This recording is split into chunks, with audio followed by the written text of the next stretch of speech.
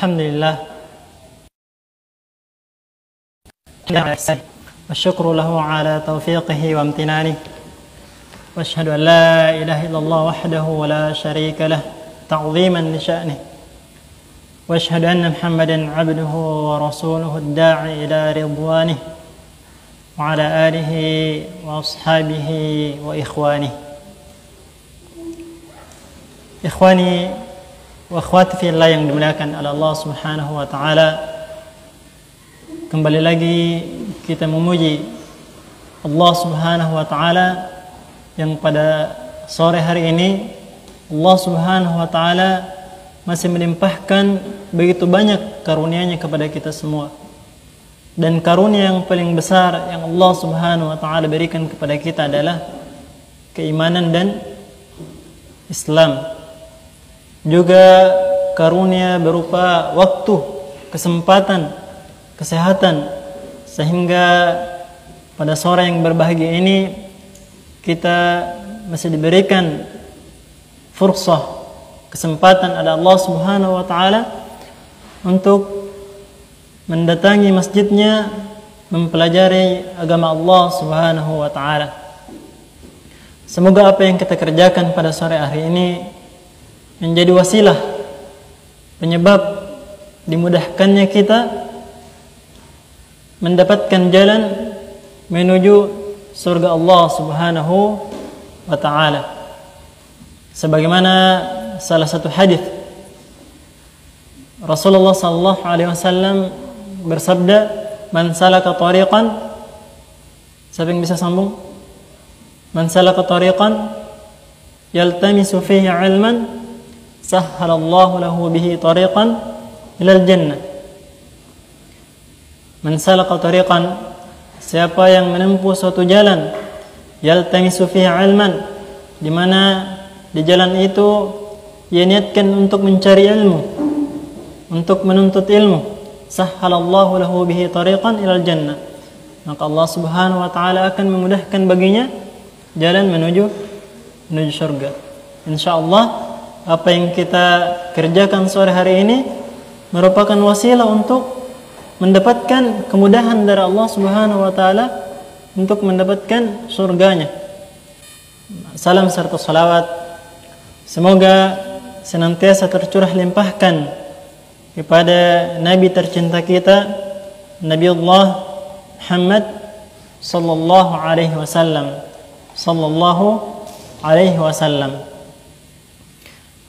Ikhwani wa akhwati fillah yang dimuliakan oleh Allah Subhanahu wa taala, sore hari ini merupakan pertemuan kedua kita.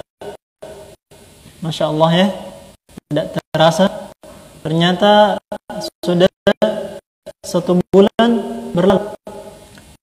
Seakan-akan baru kita membahas hadis pertama, seakan-akan baru kemarin kita membahas biografi Al-Imam An-Nawawi rahimahullah ta'ala. Seakan-akan baru kemarin kita membahas karya-karya beliau, alasan beliau menulis, mengumpulkan hadis-hadis ini. Kata ulama kita, ilmu itu hidup dengan murajaah. Ilmu itu hidup dengan murajaah. Maka sebelum kita masuk kepada pembahasan kita pada sore hari ini, yaitu syarah atau penjelasan hadis yang kedua dalam kitab Al-Arba'in An-Nawawiyah, maka kita harus murajaah, mengulang kembali secara ringkas materi yang telah kita ambil. Jangan sampai kita ini merugi. Kita sudah mengorbankan waktu kita atau bahkan mencatat, akan tetapi ternyata tidak ada yang tinggal di kepala kita karena kita tidak murajaah apa yang telah kita pelajari. Begitu juga dengan Al-Quran. Jika sekarang ikhwani dan akhwat fillah berniat ingin menjadi seorang penghafal, maka kalian harus bersiap untuk berlelah-lelah untuk memurajaah hafalan kalian. Karena kalian akan rugi jika sudah lelah menghafal, akan tetapi hafalan itu kemudian hilang. Maka untuk itu kita murajaah apa yang telah kita ambil dari materi kita sebulan yang lalu. Ada yang bisa sebutkan siapa nama lengkap dari Al-Imam An-Nawawi? Tafadhal. Siapa nama lengkap beliau? Ada yang bisa sebutkan? Yang mencatat. Tafadhal. Coba dibacakan nama beliau.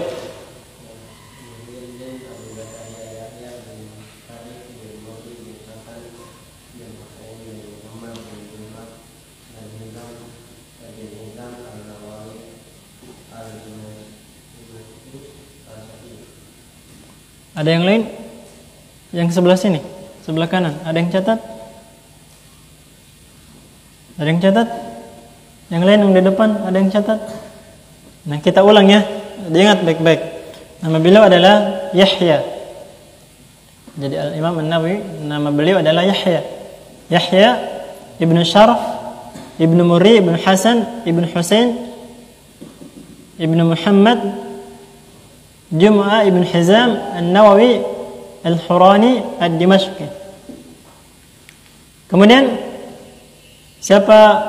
apa gelar beliau? Gelarnya adalah Muhyiddin. Meskipun beliau membenci atau tidak kurang menyukai gelar ini.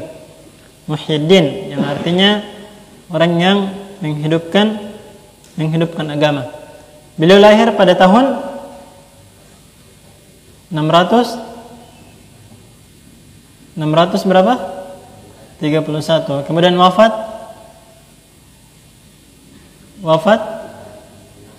676 Hijriah. Masya Allah, mumtaz. Berapa umur beliau? Berapa? Coba dikurang. Sekitar 45 tahun. Tayyib, Masya Allah. Barakallahu fikum. Nah, inilah sedikit murajaah ringkas. Jadi kami himbau kepada ikhwani dan akhwati fillah untuk membiasakan memurajaah. Setiap kita selesai dari taklim, muhadharah, kita membiasakan untuk memurajaah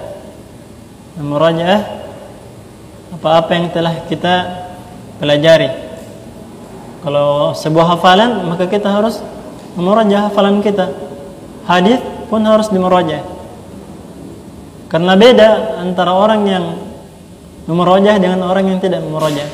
Bahkan orang yang pandai sekalipun itu akan kalah dengan orang yang rajin memurajaah pelajarannya. Jika dibandingkan antara orang yang pandai misalnya akan tetapi malas memurajaah pelajarannya atau hafalannya, itu akan kalah dibandingkan orang yang biasa saja misalnya pemahamannya, akan tetapi beliau sangat gigih memurajaah apa-apa yang telah ia dapatkan. Karena orang yang memurajaah akan menjadi pribadi yang siap. Ketika ada ujian misalnya, dia akan siap untuk ujian. Beda dengan orang yang pintar. Meskipun dia pintar, bisa saja dia tidak siap karena belum memurajaah hafalannya. Mulai dari sekarang, murajaah ini harus menjadi budaya kita. Harus menjadi budaya kita. Taib, ikhwani wa akhwati fillah yang dimuliakan oleh Allah Subhanahu wa taala, kita masuk ke materi inti kita, yaitu hadis yang kedua dari kitab Al-Arba'in An-Nawawiyah. Kitab Al-Arba'in An-Nawawiyah. Hadis ini juga diriwayatkan oleh perawi di hadis yang pertama. Hadis yang pertama, perawi dari sahabat. Siapa? Siapa yang meriwayatkan hadis yang pertama yang kita bahas sebulan yang lalu dari kalangan sahabat? Siapa? Ada yang catat? Masya Allah, barakallahu fikum. Yaitu Umar bin Khattab radhiyallahu anhu. Hadis yang kedua ini juga diriwayatkan oleh beliau. Bainama nahnu julus 'inda Rasulillah sallallahu alaihi wasallam dzata yawmin إذ طلع علينا رجل شديد بياض الثياب شديد سواد الشعر لا يرى عليه أثر السفر ولا يعرفه منا أحد حتى جلس إلى النبي صلى الله عليه وسلم فأسند ركبتيه إلى ركبتيه ووضع كفيه على فخذيه وقال يا محمد أخبرني عن الإسلام فقال رسول الله صلى الله عليه وسلم الإسلام أن تشهد أن لا إله إلا الله وأن محمد رسول الله وتقيم الصلاة وتؤتي الزكاة وتصوم رمضان وتحج البيت إن استطعت إليه سبيلا قال صدقت فعجبنا له يسأله ويصدق قال فأخبرني عن الإيمان قال أن تؤمن بالله وملائكته وكتبه ورسله واليوم الآخر وتؤمن بالقدر خيره وشره قال صدقت قال فأخبرني عن الإحسان قال أن تعبد الله كأنك تراه فإن لم تكن تراه فإنه يراك قال فأخبرني عن الساعة قال ما المسؤول عنها بأعلم من السائل قال فأخبرني عن أماراتها قال أن تلد الأمة ربتها وأن ترى الحفاة العراة العالة رعاء الشاء يتطاولون في البنيان ثم انطلق فلبثت مليا ثم قال يا عمر أتدري من السائل قلت الله ورسوله أعلم قال فإنه جبريل آتاكم يعلمكم دينكم رواه Muslim. Inilah hadis yang kedua, termasuk hadis yang terpanjang di dalam kitab Al-Arba'in An-Nawawiyah. Bainama nahnu julus, ketika kami duduk inda Rasulullah sallallahu alaihi wasallam, bersama dengan Rasulullah sallallahu alaihi wasallam dzata yaumin, di suatu hari. Jadi suatu hari sahabat-sahabat Rasulullah sallallahu alaihi wasallam duduk bersama dengan Rasulullah, berkumpul. Ittala alaina rajulun shadidu bayadhi thiyab. Ketika itu datang seseorang yang mengenakan sebuah pakaian yang sangat putih. Shadidu sawadi sya'ar, pakaiannya sangat putih dan rambutnya sangat hitam. La yura alaihi atharus safar, tidak terlihat dari orang itu tanda-tanda bahwa ia telah melakukan perjalanan yang jauh. Ahsan. Wala ya'rifuhu minna ahad, dan tak seorang pun dari kami yang mengenalinya. Hatta jalasa ila Nabi sallallahu alaihi wasallam, hingga akhirnya orang ini mendekati Rasulullah, kemudian duduk di hadapan Rasulullah sallallahu alaihi wasallam. Fasnada rukbatayhi ila rukbatayhi, kemudian ia menempelkan lututnya dengan lutut Nabi Muhammad sallallahu alaihi wasallam, wa wada'a kaffaihi ala fakhidaihi, kemudian ia meletakkan kedua tangannya di atas pahanya. Wa qala ya Muhammad, kemudian orang ini kemudian memanggil Rasulullah, ya Muhammad, akhbirni anil Islam, beritahukan aku apa itu Islam. Nah, akhbirni anil Islam. Faqala Rasulullah sallallahu alaihi wasallam, kemudian Rasulullah sallallahu alaihi wasallam berkata, beliau menjawab, al-Islamu an tashhada an la ilaha illallah wa anna Muhammadar Rasulullah wa tuqimus salah wa tu'tiyaz zakah wa tasuma Ramadan wa tahujjal bait in istata'ta ilaihi sabila. Rasulullah sallallahu alaihi wasallam kemudian menjawab bahwasanya Islam itu adalah mengucapkan dua kalimat syahadat, asyhadu an la ilaha illallah wa asyhadu anna Muhammadar Rasulullah. Kemudian yang kedua, mendirikan salat. Kemudian yang ketiga kata Rasulullah, membayar zakat. Kemudian yang keempat, berpuasa di bulan Ramadan. Kemudian yang kelima adalah berhaji bagi yang mampu. Kemudian laki-laki ini berkata, "Shadaqta, engkau benar." Kemudian kata Umar, "Fa'ajibna lahu yas'aluhu wa yusaddiquhu." Kemudian kami heran.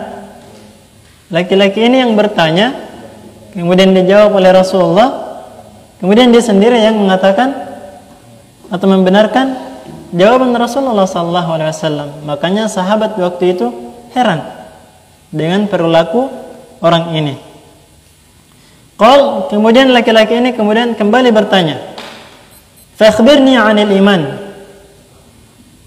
Beritahukan aku apa itu iman. Kemudian Rasulullah menjawab, "An tu'mina billah," yaitu beriman kepada Allah, "wa malaikatihi," beriman kepada malaikat-malaikatnya, "wa kutubihi," kitab-kitabnya, "wa rusulihi," rasul-rasulnya, "wal yaumil akhir," beriman kepada hari akhir, "wa tu'mina bil qadri khairihi wa syarrihi," dan juga beriman kepada takdir baik dan takdir buruknya. Qal shadaqta. Kemudian dia kembali mengatakan, "Engkau benar. Jawabanmu benar." Qal shadaqta. Qal fa akhbirni 'anil ihsan. Beritahukan aku apa itu ihsan. Jadi pertama beliau menanyakan tentang apa? Tentang Islam. Kemudian yang kedua tentang iman. Kemudian yang ketiga tentang ihsan. Kata Rasulullah SAW, "Qal an ta'budallah ka'annaka tarah, fa in lam takun tarahu fa innahu yarak." Ihsan itu kata Rasulullah, an ta'budallah, yaitu engkau menyembah Allah Subhanahu wa taala ka'annaka tarah, seakan-akan engkau melihatnya. Fa in lam takun tarah, jika seandainya engkau tidak mampu melihatnya, fa innahu yarak, maka sungguhnya ia melihatmu. Qal fa akhbirni 'anis sa'ah. Kemudian dia kembali bertanya kepada Rasulullah SAW, "Akhbirni 'anis sa'ah." Beritahukan aku tentang kapan terjadinya hari kiamat. Qal mal mas'ulu 'anha bi'alama minas sa'il. Orang yang bertanya jauh lebih tahu daripada yang ditanya. Qal fa akhbirni 'an amaratiha. Beritahukan, kalau begitu beritahukan aku tanda-tandanya saja. Jika engkau tidak mampu memberitahukan aku perihal kapan terjadinya hari kiamat, maka kabarkan kepada aku atau sampaikan kepada aku tanda-tandanya. Tanda-tanda hari kiamat. Qal antalidal amatu rabbataha. Ketika seorang hamba sahaya perempuan melahirkan tuannya. Wantaral hufatal 'uratal 'alata ri'asyai. Kemudian engkau melihat orang yang telanjang kaki, telanjang dada, yang miskin, pengembala domba, yatatawaluna fil bunyan. Mereka berlomba-lomba membangun bangunan yang megah, yang tinggi. Thumma talaq. Kemudian laki-laki tersebut pergi begitu saja. Falabithtu maliyan. Kemudian Umar radhiyallahu anhu terdiam melihat kejadian ini. Ada orang tiba-tiba datang, duduk di depan Rasulullah SAW, bertanya. Kemudian setelah bertanya langsung pergi. Hingga Umar kemudian terdiam. Falabithtu maliyan. Thumma qala. Kemudian Rasulullah SAW berkata, "Ya Umar, wahai Umar, atadri manis sa'il? Apakah engkau tahu siapa yang bertanya tadi?" Kemudian Umar berkata, "Qultu Allah wa rasuluhu a'lam." Ya Allah dan Rasulnya yang lebih tahu. kemudian Rasulullah menjawab, fa innahu Jibril atakum yu'allimukum dinakum.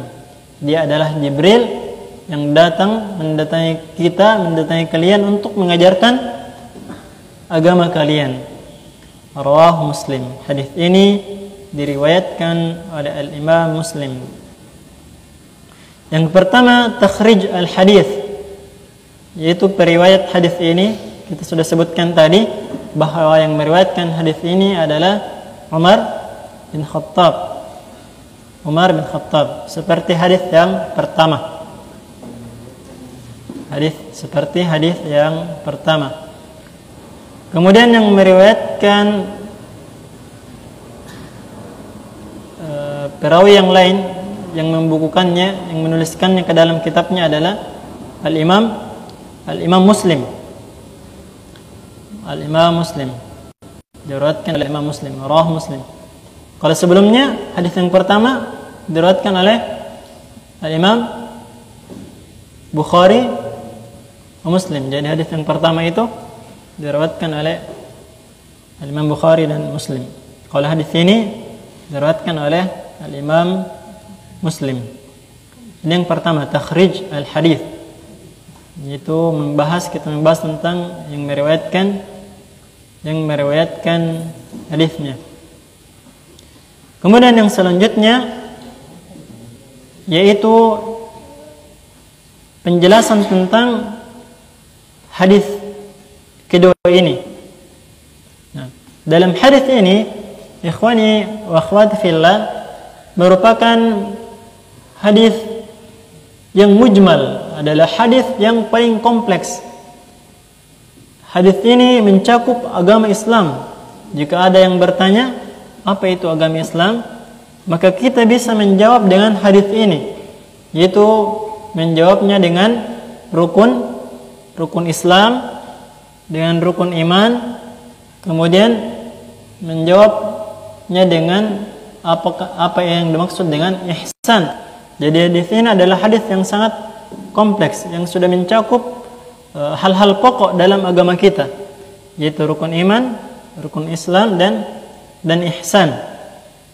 Atau ulama kita sering mengistilahkannya dengan maratibuddin, yaitu tingkatan-tingkatan di dalam agama.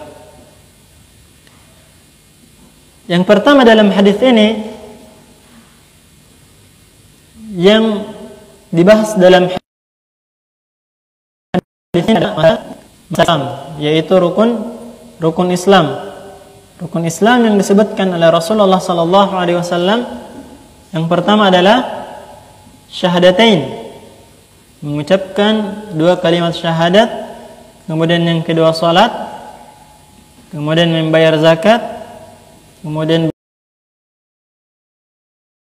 puasa dan berhaji bagi yang mampu. Kemudian selanjutnya Rasulullah SAW mengajari kita tentang rukun iman. Yang pertama adalah beriman kepada Allah, beriman kepada malaikat-malaikatnya, beriman kepada kitab-kitabnya, beriman kepada rasul-rasulnya, beriman kepada hari akhir, kemudian beriman kepada takdir baik dan takdir buruk.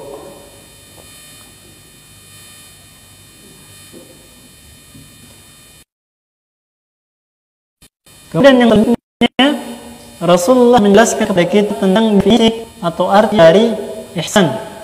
Arti dari ihsan. Apa itu ihsan?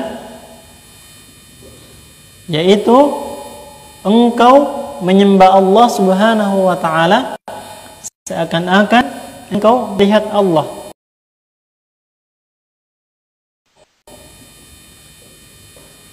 Seakan-akan engkau melihat Allah. Jika engkau tidak mampu melakukan itu, maka engkau meyakini bahwasanya Allah Subhanahu wa taala melihat engkau.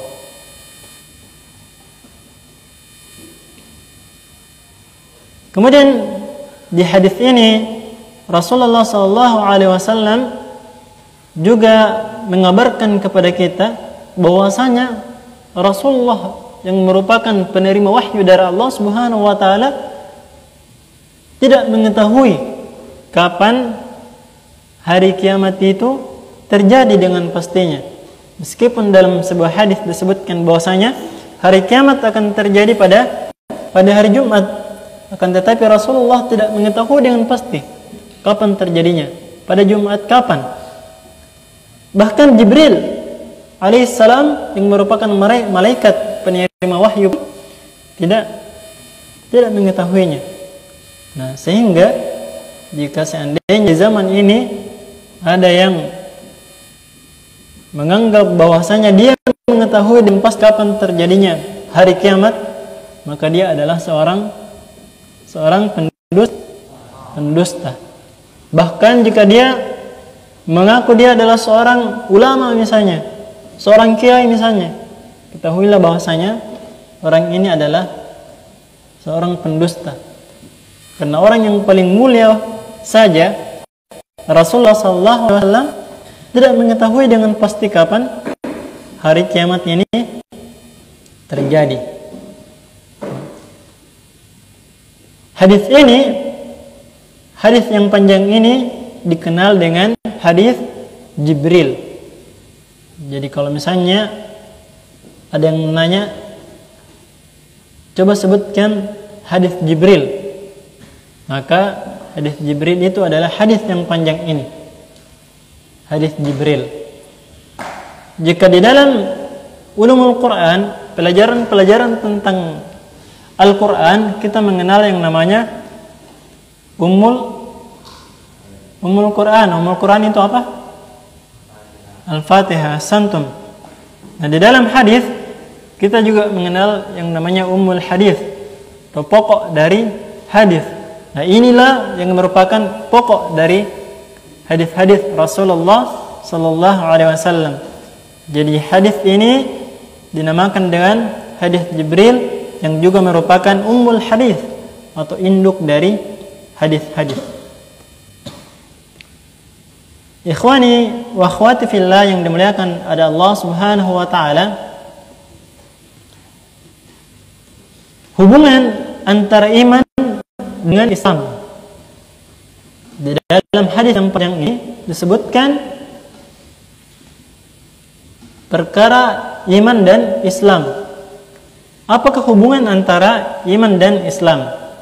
Ulama kita mengatakan bahwasanya jika kata iman dan Islam, jika kata iman dan Islam ini terkumpul di dalam satu nafs, baik itu di dalam ayat atau di dalam hadis, maka keduanya memiliki makna masing-masing. Artinya Islam dan iman ini adalah dua hal yang berbeda jika keduanya terdapat di dalam satu nafs, di dalam satu ayat yang sama, atau di dalam satu hadis yang sama. Maka kata iman dan Islam ini adalah dua hal yang berbeda. Akan tetapi jika dalam sebuah nafs disebutkan salah satunya, maka iman sudah mencakup Islam. Dan jika disebutkan Islam saja, maka sudah mencakup iman. Paham maksudnya? Paham ya? Insyaallah. Contohnya jika dia disebutkan dalam satu nafs, contohnya di dalam hadis ini. Di dalam hadis yang panjang ini disebutkan tentang iman dan Islam, dan definisi dari masing-masing iman dan Islam ini berbeda. Islam itu mencakup, catat ya, Islam ini mencakup amalan-amalan zahir, amalan-amalan yang nampak, amalan-amalan yang nampak, al-a'mal al-zahirah, amalan-amalan yang nampak, baik itu berupa amalan badaniyah. Jadi pertama dia adalah amalan yang zahir, yang terlihat, yang kasat mata. baik berupa amalan badaniyah yang dikerjakan oleh anggota badan kita, diucapkan oleh lisan kita, atau dengan anggota tubuh kita yang lain, atau dengan ibadah maliyah, ibadah yang berupa harta, seperti mengeluarkan zakat. Jadi Islam ini mencakup ibadah yang nampak, al-a'mal al-zahirah. Di dalamnya ada amal al-badaniyah, ibadah-ibadah yang dikerjakan oleh anggota tubuh kita, dan maliyah, amalan yang berupa harta, mengeluarkan harta-harta kita. Sedangkan iman adalah ibadah-ibadah yang sifatnya batin, tidak terlihat. Ibadah-ibadah batiniyah, atau ibadah-ibadah yang tidak terlihat.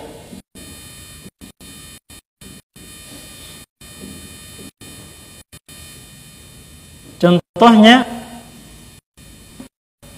kalau tadi kita memberikan contoh iman dan Islam ini dalam satu nas, maka setiap kata memiliki arti yang berbeda.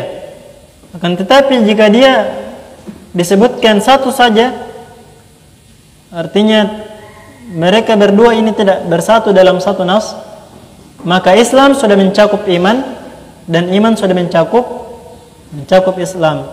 Contohnya dalam sabda Rasulullah sallallahu alaihi wasallam yang diriwayatkan oleh Abdullah bin Amr, bahwasanya Rasulullah sallallahu alaihi wasallam bersabda, "Al-muslimu man salima al-muslimuna min lisanihi wa yadihi."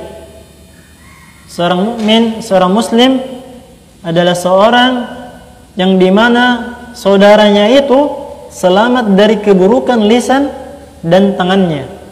Di dalam hadis ini Rasulullah SAW hanya menyebutkan kata Islam, al-muslim. Akan tetapi kata Islam di sini, al-muslim ini sudah mencakup maknanya iman. Artinya orang mukmin pun, orang beriman pun sudah termasuk di dalam hadis ini. Orang muslim dan orang yang beriman, orang mukmin sudah termasuk ke dalam hadis ini. Nah, inilah hubungan antara iman dan Islam.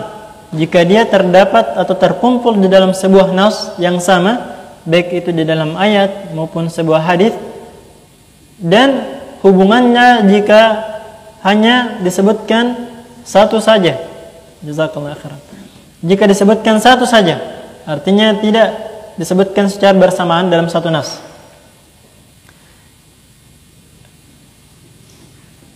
Baik. Jika kita ibaratkan, jadi Islam itu beserta rukun-rukunnya itu diibaratkan sebagai batang pohon dengan ranting-rantingnya yang besar. Jadi syahadat itu misalnya kita ibaratkan dengan tiang yang ada di tengah masjid ini, yang di belakang antum sekalian. Nah, jika kita ibaratkan tiang yang besar ini di tengah kita ini adalah syahadatain, adalah dua kalimat syahadat. Kemudian besi-besi, 4 besi selainnya yang menopang di atas ini, ada sholat, ada zakat, ada puasa, dan ada haji.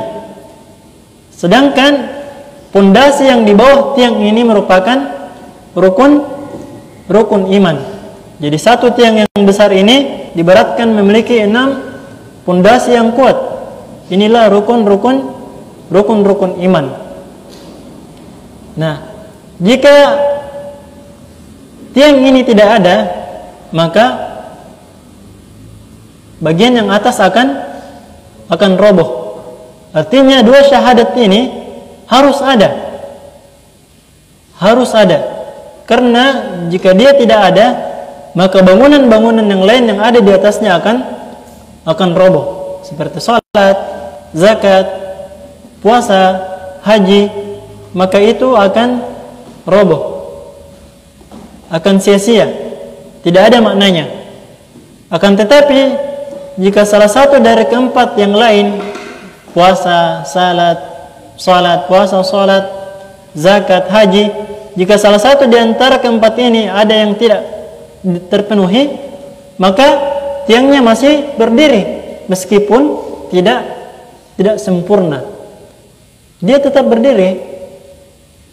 Misalnya ada orang yang tidak puasa tapi masih mengucapkan 2 kalimat syahadat, dia masih dianggap sebagai orang yang beriman, orang muslim, akan tetapi sudah tidak sempurna lagi karena dia telah meninggalkan puasa misalnya, atau tidak membayar zakat.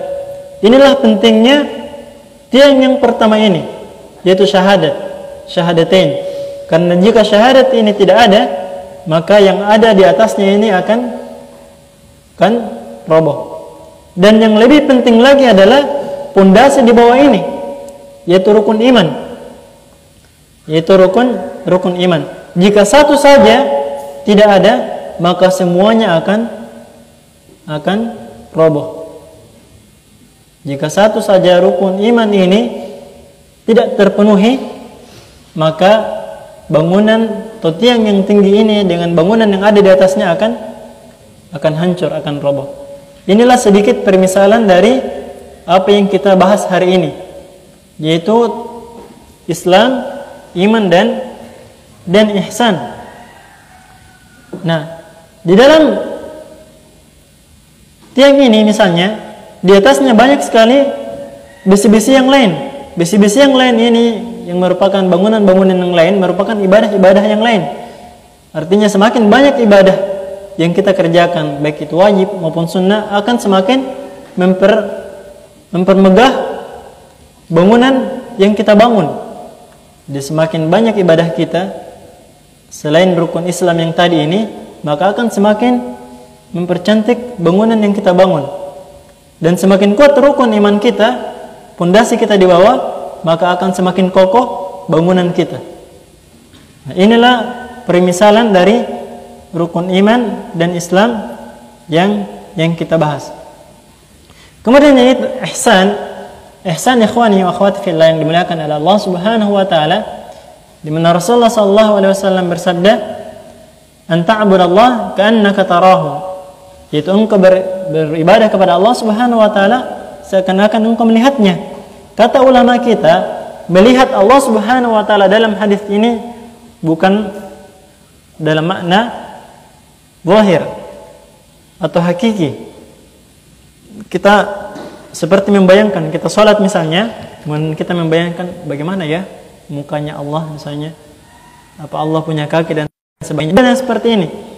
Karena bayangan seperti ini adalah perkara yang dilarang, perkara yang diharamkan. Yaitu kita seperti menyamakan Allah Subhanahu wa taala dengan makhluknya.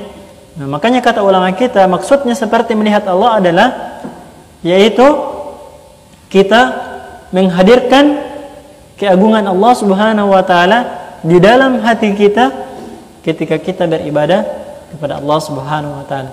Ketika kita salat misalnya, kita menghadirkan keagungan Allah Subhanahu wa taala, bahwasanya kita ini adalah hamba yang sangat kecil. Sedangkan Allah adalah zat yang sangat agung, yang sangat besar, zat yang sangat agung. Inilah yang dimaksud dengan seakan-akan engkau melihat Allah. Artinya kita menghadirkan keagungan Allah di dalam hati kita. Kemudian yang selanjutnya, fa in lam takun tarahu, jika sekiranya engkau tidak mampu melihatnya, fa innahu yarak. Inilah yang dimaksud dengan muraqabatullah, yaitu pengawasan Allah. Inilah yang harus senantiasa kita hadirkan, bahwa Allah Subhanahu wa taala selalu mengawasi kita. Bahwa Allah Subhanahu wa taala selalu mengawasi kita dimanapun kita berada.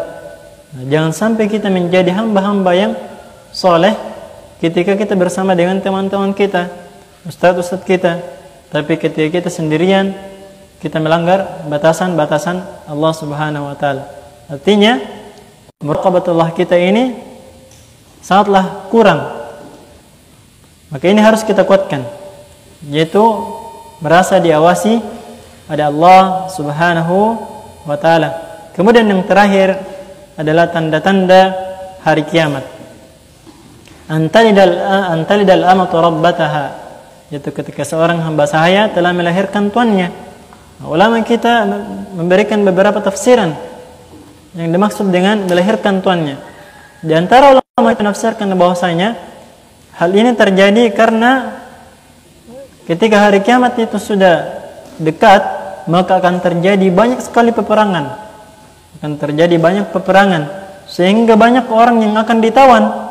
Nah, kemudian banyak hamba-hamba sahaya. Nah, hamba sahaya inilah kemudian digauli oleh tuannya sehingga melahirkan, dan anaknya ini dianggap seperti tuan, seperti majikan. Inilah yang dimaksud dengan antalidal amatu rabbataha. Ini di antara tafsiran dari ulama kita. Ada juga yang mengatakan bahwasanya yang dimaksud dengan antalidal amatu rabbataha adalah ketika anak-anak sudah mulai durhaka kepada orang tuanya. Nah, ini merupakan beberapa tafsiran dari ulama-ulama kita mengenai seorang hamba sahaya telah melahirkan tuannya.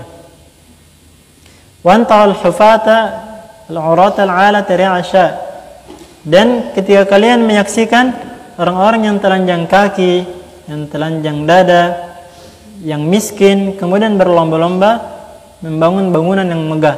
Ini adalah kiasan sifat-sifat yang kita sebutkan ini, tidak memakai sendal, telanjang dada, miskin, pengembala domba misalnya, adalah kiasan bahwasanya pada saat itu kalian akan melihat orang yang miskin, kondisi ekonominya rendah, kemudian berkembang kehidupannya dan dia mampu membangun bangunan yang megah. Jadi ketika orang-orang yang dahulunya miskin, banyak orang-orang miskin, kemudian mereka mendapatkan harta yang banyak dan mampu membangun bangunan yang megah. Nah, inilah beberapa tanda hari kiamat yang disebutkan oleh Rasulullah SAW. Kemudian yang paling terakhir adalah beberapa faidah yang bisa kita ambil dari hadis-hadis ini. Beberapa faidah yang bisa kita ambil dari hadis-hadis ini, jika dalam hadis yang pertama kita mengenal salah satu metode pendidikan Rasulullah SAW, yaitu dengan menyebutkan kaidah, kemudian menyebutkan contohnya. Nah, menyebutkan kaidah, kemudian menyebutkan contohnya. Nah, kalau di dalam hadis ini metode pendidikan yang ingin diajarkan oleh Rasulullah SAW kepada kita adalah metode tanya jawab.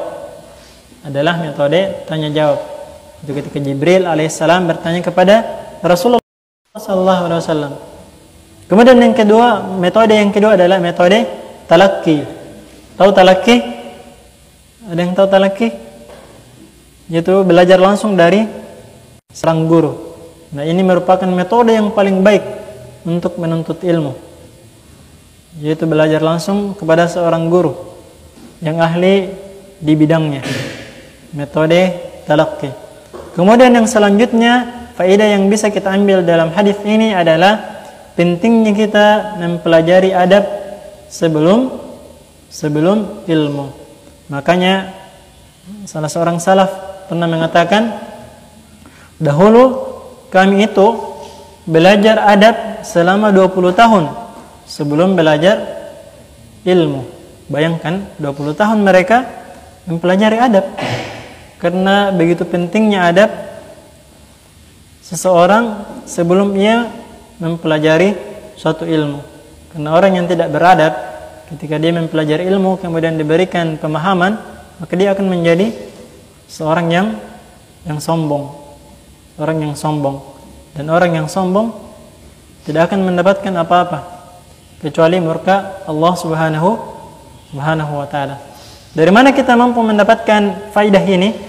Pentingnya beradab pentingnya beradab, yaitu misalnya masalah penampilan Jibril alaihissalam. Beliau ketika mendatangi Rasulullah SAW untuk mendapatkan ilmu, bertanya kepada Rasulullah, beliau memakai pakaian yang sangat putih, bersih, rambut hitam. Artinya penampilan beliau sangat bagus. Nah, kita juga harus membiasakan adab ini. Ketika kita menghadiri majelis, kita mengenakan pakaian yang rapi, pakai parfum misalnya, membawa alat tulis kita, menyiapkan segala kebutuhan kita untuk menuntut ilmu. Nah, banyak sekali faedah-faedah yang bisa kita ambil dalam hadis ini, tapi kita cukupkan saja sampai di sini dari pembahasan kita, yaitu hadis kedua dari Al-Arba'in An-Nawawiyah.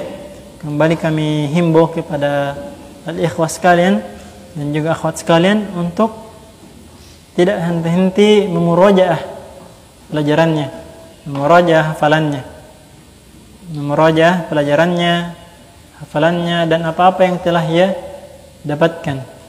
Jika ada misalnya yang catatannya tidak lengkap, minta kepada temannya yang lengkap catatannya. Minta kepada temannya yang lengkap catatannya. Nah, inilah yang bisa kami sampaikan pada sore yang berbahagia ini. Semoga bermanfaat, terutama bagi diri kami pribadi, dan kita juga senantiasa memohon kepada Allah Subhanahu wa taala, semoga Allah Subhanahu wa taala selalu memberikan kita keistiqomahan untuk menuntut ilmu dan memudahkan kita untuk mengolah hati kita agar kita selalu mengikhlaskan niat kita dalam beribadah kepada Allah Subhanahu wa taala. Sebelum kita tutup dengan doa kafaratul majelis, jika sekiranya ada dari ikhwah atau akhwat sekalian yang ingin bertanya, falyatafaddal. Kalau ada yang bertanya, silakan.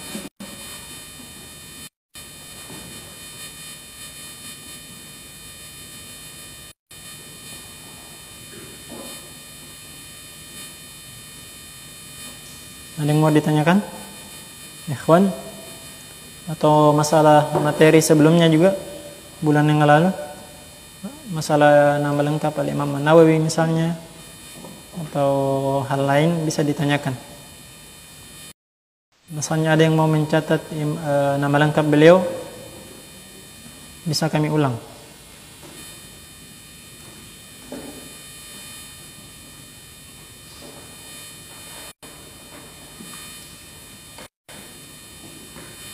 Tidak ada pertanyaan lagi? Tidak ada pertanyaan? Baik, kita tutup saja dengan doa kafaratul majelis. Subhanakallahumma bihamdik, asyhadu an la ilaha illa anta, astaghfiruka wa atubu ilaik. Wa akhiru da'wana alhamdulillahi rabbil alamin. Assalamualaikum warahmatullahi wabarakatuh.